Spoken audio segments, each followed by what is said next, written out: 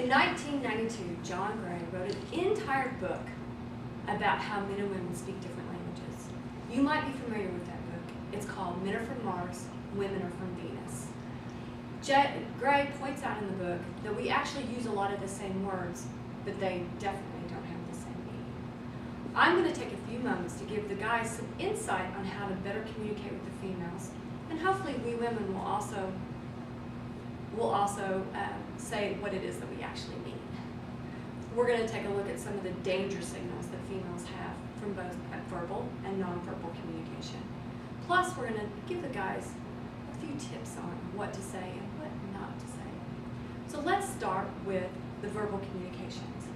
According to an online article entitled What Women Need to Say that was published in February of 2010 by Quad City Times, when a woman uses the word fine, she is actually not saying something positive.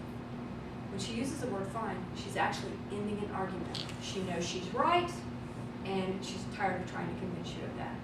Now, men will continue to try and, convince you that they're right, and they'll continue with the argument. The woman's done. Fine. Fine. It's over. There is no further discussion. Now, the next phrase that women use that might lead to a few misunderstandings is the phrase 5 minutes. You ask a woman who's getting ready how much longer until she's ready to go. She answers, 5 minutes.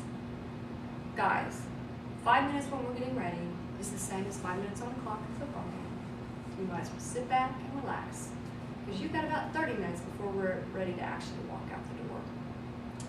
That leads us to the next danger signal, and that's the word nothing. Come home, your wife seems a little distant. So you say to her, what's wrong, honey? And she answers you with nothing.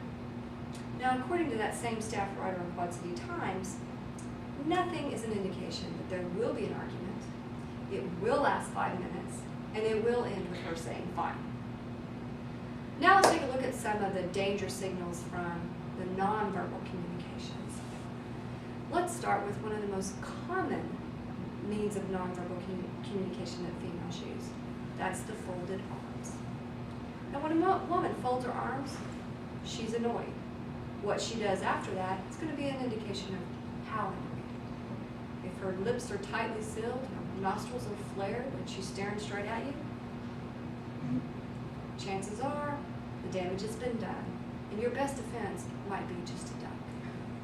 Now let's say that she's got her hands fisted and they're on her hips.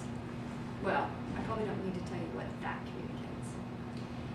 The next thing that you need to be aware of is the danger signals of nonverbal and verbal communication that have been combined.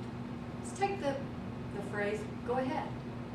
If that's combined with her arms being folded and her eyebrow lifted up, go ahead. She's definitely not giving you permission. She's daring you to do it. And if you dare to do it, you have been forewarned. The punishment will be severe. Now, I know what a lot of you guys are thinking right now. You're thinking, oh, I could smooth those over. I could smooth that over. Take my advice. Think before you speak. According to an article published by Sarah Miller entitled 5 Things That Men Should Not Say to Women, dated December 2010 in Men's Health magazine, it's very easy to offend, enrage, and annoy us. You might want to take the one little word, relax, out of your vocabulary. That is the one that just absolutely annoys me the most. You say relax to me? Are you insinuating that I'm uptight? That perhaps I might be overreacting?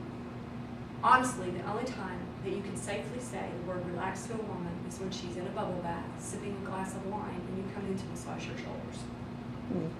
Now take heart, men. There are 2 little words that you can use that will diffuse this in almost any other situation. I don't know why it is that men don't use these words more often, because they really are simple. And it's, I'm sorry. I'm sorry is not an admission of guilt. It just means that you have empathy for our current emotional state. You are sorry that we are being emotional, and I'm sure you are sorry that there might have been a misunderstanding.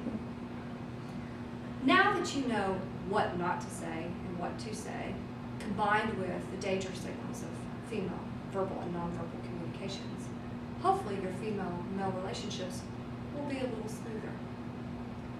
You know, it is true that we do speak different languages, but guys, if you will pay attention to what we mean and not necessarily what we say, you too can have